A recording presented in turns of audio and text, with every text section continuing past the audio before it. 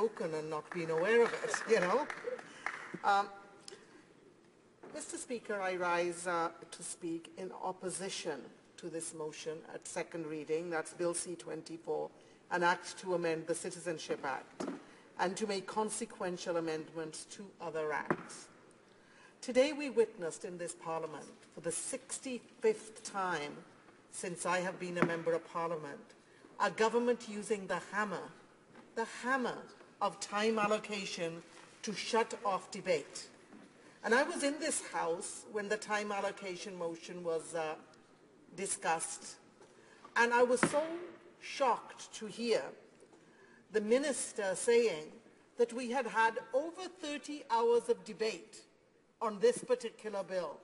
Let me make it very clear, Mr. Speaker, we have only had 2 hours of debate on this bill. So after 2 hours of debate of a bill that has many components to it, from regulating immigration and citizenship consultants, to taking away citizenship, to qualifying for citizenship, all those different components are in this bill, and yet the only time this Parliament is going to have time to discuss this is this evening. And I'm really wondering, what is the rush for this government? Why is it that they are so afraid of legislation being debated? What is it that they want to hide? Well, Mr. Speaker, let me remind you that there's a small part of this bill that is like déjà vu. It takes me back to last June, when we were dealing with a private member's bill, and through a private member's bill, the government tried to bring about fundamental changes to citizenship in Canada. And you know what, Mr. Speaker, that was outside of the rules. Then they tried to change the rules, and of course they were not able to because it was outside of the purview and the timing ran out. But Mr. Speaker, what's happened here is 2 elements of that bill have been taken and thrown in with, I would say, at least 5 other elements, and a whole new bill has been produced. And I heard the Minister saying today, the Minister of Immigration and Citizenship and Multiculturalism, though I don't believe he's the Minister of Multiculturalism anymore, I heard him say today that we've spent hours and hours, over 30 hours, discussing this. Well, he must have been having discussions in a place other than Parliament, because this bill, I can absolutely check, because I have gone back and checked, has only had 2 hours of debate. 2 hours of debate, and now we're going to be going into an evening session until midnight. And then, of course, you know what's going to happen, Mr. Speaker.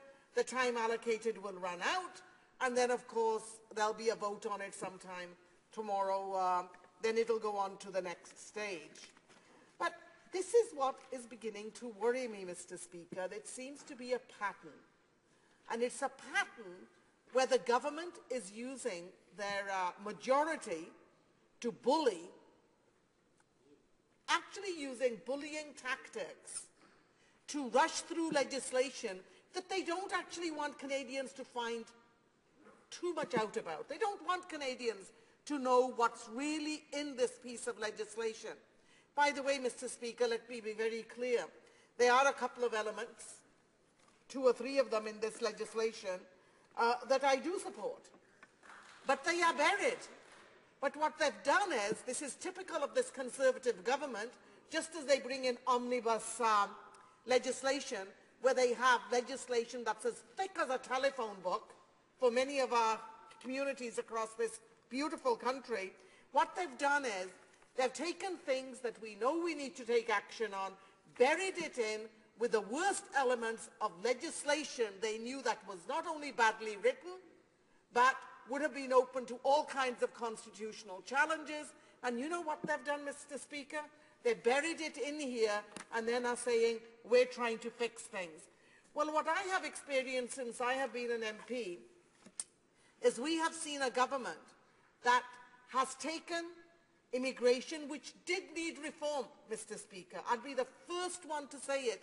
It needed reform because the Liberals had allowed the waiting periods to get huge, the backlogs were there, and there were also some clarity needed and some updating done. But what we saw happen was a minister used that as an excuse and actually changed, or I would say broke, the immigration system and took it from one of nation building to one of nation dividing. And that is a real concern, where family reunification is almost impossible right now because of the new changes that have been made. But it's taking longer for spouses to get over here, where we shredded thousands of applications for skilled workers, even though they played by the rules we made. And then, of course, we've now turned parents and grandparents into a lottery system. But on top of that, we keep saying, and I agree, we do want the young and the brightest, but the young and brightest have parents. They don't fall out of the sky. So we've gone from this nation-building immigration policies to one where now the government sees themselves as agents to provide temporary foreign workers at minimum wage, so big business can make huge profits, and we see some very vulnerable workers being exploited, while Canadians who are spending hundreds of hours looking for work cannot find work, and yet the jobs they could do are being given away. And once again, a system that is broken. Now, this bill purports to fix citizenship, and specifically the waiting lists. And you know what, Mr. Speaker? When I talk to people, and I actually was at a citizenship ceremony recently, where the judge showed me a room full of files and how long it would get him to get to those files. You know, people are having to wait over 31 months after their applications are in. This is after they've met all the criteria. And during that time, we're denying these potential Canadian citizens who qualify for citizenship, guess what? We're denying them their rights, but we're also denying them access to many of the responsibilities they have. Now, one part I do like in this bill, and I must admit, and there is nothing, by the way, in this bill that would expedite citizenship and get rid of the backlog. The government actually said they had invested extra money into getting rid of the backlog. You know what, Mr. Speaker? The lists have got longer, and the time period has got longer to get your citizenship. I'm pleased to see something in here which is regulation of consultants, because we're hearing too many stories from coast to coast to coast of not all, but many, I would say, unscrupulous agents and consultants who are, I would say, making it very difficult, and I would say being very abusive of people who are very vulnerable in this situation, who are looking for help, and they're making all kinds of promises, commitments, and from what I'm hearing, all kinds of money changes hands. So it's good to see that kind of a regulation in here. But at the same time, Mr. Speaker, this legislation has something in it that I find absolutely unacceptable. Mr. Speaker, I have to share with you what citizenship means. I chose Canada to be my home. I came to Canada in 1975 as a young teacher, excited about exploring this beautiful country, fell in love with it, and decided this is where I wanted to stay and have my children, and then raise them, and now my grandchildren. And the day I became a Canadian citizen, it was a very proud moment for me. I can remember meeting up with a judge. He asked me, I think, a couple of questions. I was a social studies teacher, so he presumed I'd know a lot of the background. We just talked about what my experiences were like. I stood next to him, we had a lovely photograph taken, and I became a Canadian citizen. But still a very emotional time, because having that citizenship, I take it very seriously, and I see it as an honor and as a privilege. Because citizenship means something.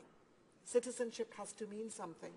And let me tell you that for those who become citizens today, whenever you go to citizenship ceremonies, and you can see people from all around the world. You see tear-filled eyes as they're bestowed citizenship on them. And last Friday on the 23rd of May, and Mr. Speaker, you may not know this, but a very significant day in Canadian history, May 23rd, 2014. It's the day, it's the 100-year anniversary of the Komagata Maru. That was the ship that arrived in Vancouver Harbour, and the racist policies of the day passed by Parliament prevented people who were British subjects, because India was part of the British Empire at that time, from landing in the harbour, and they were turned back. Some died en route, some were shot once they got to India, and others faced many, many challenges. And on that day, as we were commemorating the 100-year anniversary, a man asked if he could speak, and he went up to the mic. And he spoke, and he said, after all these years living in Canada, I got my citizenship today of all days. And he talked about what that citizenship meant to him. And that's somebody who became a naturalized Canadian citizen, just as I am. But in Canada, we don't differentiate between those who were born in other countries and come to this country and choose to make Canada their home, because as you know, except for our Aboriginal people, most of us became Canadian citizens that way. Now, but what we're seeing here in this legislation is going to change what citizenship means, not only for those who are born overseas and come here and become naturalized citizens. And I think this is where Canadians really need to pay close attention to what this government is actually doing. This legislation, if passed as is, would mean that the minister, not the courts, not anybody else, the minister could take away citizenship from somebody who was born in Canada. Their family could have been here for a couple of generations, and they could still have citizenship taken away from them if they have a dual citizenship. And as you know, Mr. Speaker, dual citizenship is not limited to a few people in this country. There are many, many, many Canadians who have dual citizenship. And, Mr. Speaker, you know, I wish my colleagues would learn to listen. I am a Canadian. I'm a proud Canadian. And in this country, it's the law of this land that allows you to hold dual citizenship.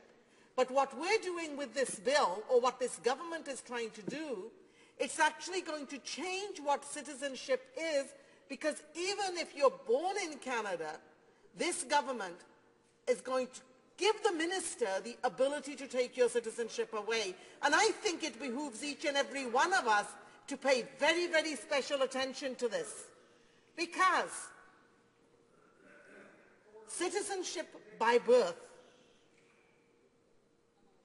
we're talking about taking away citizenship potentially from a person who may never have been to another country, was born here, lives here all their lives. And yet, the scary part of this is that under this government, and by the way, Mr. Speaker, I'm not just blaming the Conservatives for this, because the party at the far end started this trend because they were too chicken to publicly debate the changes they were making to immigration. So what they did was they vested more and more power in the hands of the ministers so they could make changes behind closed doors and not have to go out and explain that to Canadians. And under this government, a government on steroids, what we have seen them do is increase that power in the hands of the ministers, whether it comes to refugee situations, but in this case, This bill asks this Parliament to give the minister the power to take away somebody's citizenship, not based on any sound evidence, but even based on suspicion. And there is no real judicial hearing or anywhere that a person can go to tackle that. Mr. Speaker, to take away citizenship based on suspicion, that's scary. What's more scary is that kind of power is going to be in some of the ministers I see sitting across the aisle from me, and I can tell you, Minister, that should scare Canadians from coast to coast to coast. Because for many of us, and in Canada, we're very, very proud of that, whether you're naturalized or whether you're born here, once you're a Canadian citizen, you will have the same rights and the same responsibilities. The same rights and the same responsibilities. But here under this legislation, we're going to take one group of Canadians and we're going to hold them to a totally different bar, and they're going to not only have their citizenship stripped away and then have to leave the country based on the whims of whom? Not based on any trial or anything like that, but anyway, we shouldn't be using citizenship as a tool as part of a judicial system. By the way, Mr. Speaker, let me make it very clear. If anybody gets their citizenship in a fraudulent manner, there is already a mechanism to have that citizenship taken away from the person. There is already that mechanism there in place. So if anybody uses fraud, yes, they lied, deliberately used fraud in order to get citizenship, of course they have their citizenship taken away. We're not talking about that here, Mr. Speaker. We're talking about somebody born in Canada, maybe born just down Wellington Street, or maybe being born in my riding at the local hospital in Surrey. And suddenly, I would say Canadians would be feeling a little bit worried, because what does citizenship mean if the minister can take it away based on suspicion, etc., etc. You know, I read a quote that the minister, the new Minister of Immigration, a quote of his, and I read that and I kept thinking, no, a minister wouldn't say that. But here is a quote: "Citizenship is not an inalienable birthright." If you're born a Canadian citizen, surely that is your birthright. I mean, that's how you gain your citizenship, unless you be naturalized, in which case you have the same rights and privileges. And here is something from the US, and you know our government is always liking to quote some of the governments they like some of the time, but here is the US Supreme Court. A quote from the Canadian Association of Refugee Lawyers, President Lorne Waldman, February the 5th, 2014. The US Supreme Court got it right over 50 years ago when it said that citizenship is not a license that the government can revoke for misbehavior. As Canadians, we make our citizenship feeble and fragile if we let government ministers seize the power to extinguish it. So, Mr. Speaker, as I said, there are some parts to this bill that we would be pleased to support if they were separated into different components. But, you know, on the other hand, there are parts of this bill that give us fundamental concern, and an expert after expert, and I know they have an allergy to experts and to expert opinion, have said that this legislation will be open to constitutional and charter challenges. And so, Mr. Speaker, you know, I'm going to, it's too late to plead for a more in-depth debate on this, but let's at least hope that when it gets to the committee stage, we will have a wholesome debate and they will take the amendments we will take to that stage. Questions?